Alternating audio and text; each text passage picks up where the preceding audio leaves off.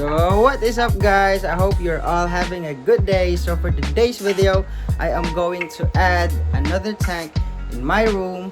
So currently this is my setup in my room, and as you can see, it's all messed up. What I'm planning to do is I'm going to add a tank right next to this one, and I'm going to move this table in here. So enough talking and let's get right into it. And of course, this is all we need for our new tank.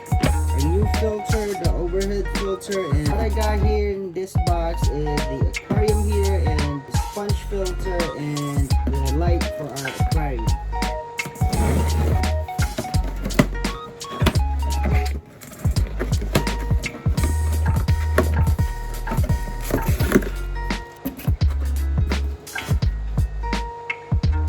And finally, I have moved my table, and this table right here was supposed to put my two 20-gallon tank, but for safety reasons I did not, because it's too wiggly and I don't trust it, and it's missing one screw. So, and my 20-gallon tank just arrived this morning, and let's go ahead and set this up.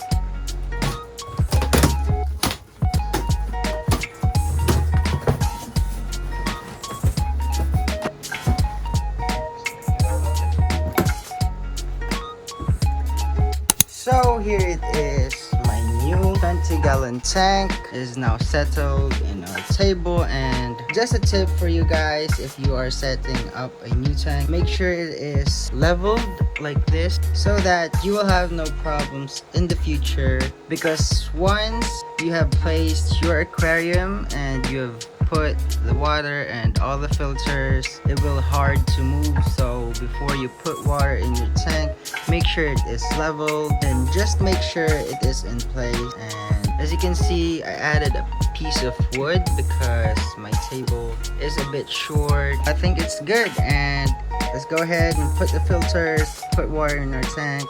Let's go do it. So before we put our overhead filter and the sponge filter, just a tip for you guys, before you put it in your tank or in your new tank, you want to wash all of the parts, because I have experience. I did not wash the filters, the overhead and the sponge filter, and the water just smelled like burnt rubber. So you might want to wash this first.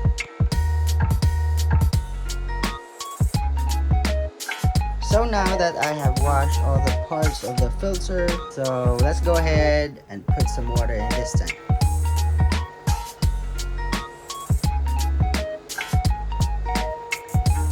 So in this part of the video, as you can see, is where I am assembling the overhead filter for my aquarium.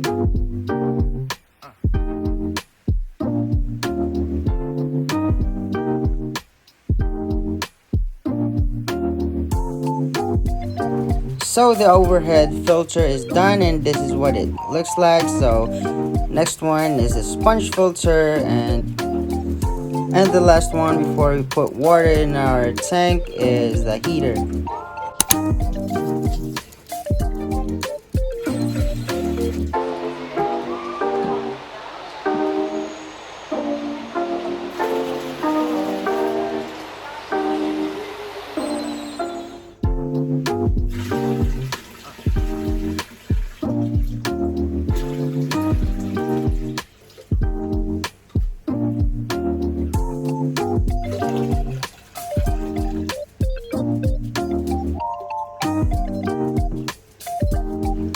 After I put water on my tank, I will put some water conditioner, and what I'm using here is Chem Prime. So instruction is to put 1 capful for every 50 gallons. So this is 20 gallons, so I just put like half the cap. So it's been a few hours, and we got our new 20-gallon tank set up, and it's looking good. What I am planning to put in this new aquarium is another FLOWERHORN, but I will try to go find and buy a new FLOWERHORN here in Japan in their local pet stores, but that is for another video. So if anyone knows where to buy a new FLOWERHORN here in Japan, kindly comment down below.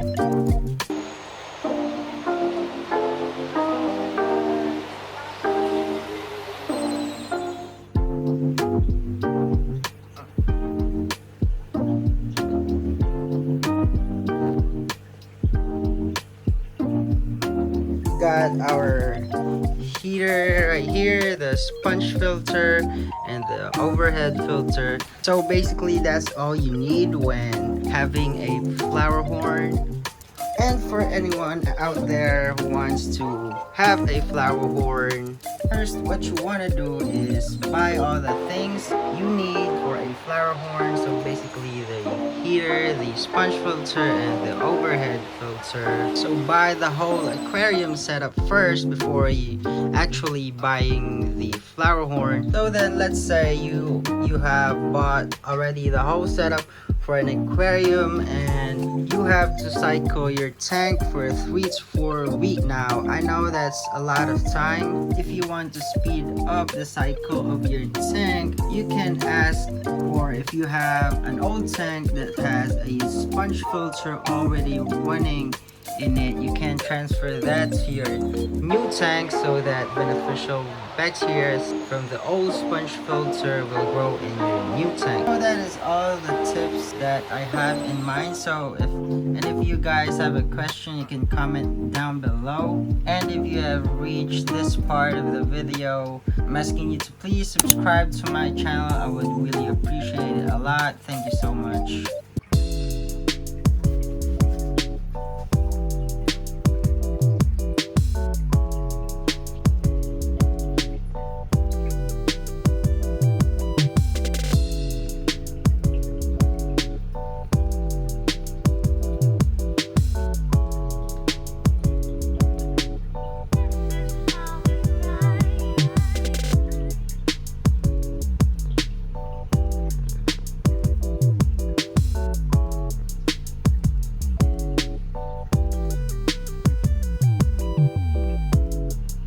I guess that is it for this video, guys. Thank you so much for watching, and if you like this video, a like, share, and subscribe to this channel would really mean a lot to me. So see you on the next one. Peace.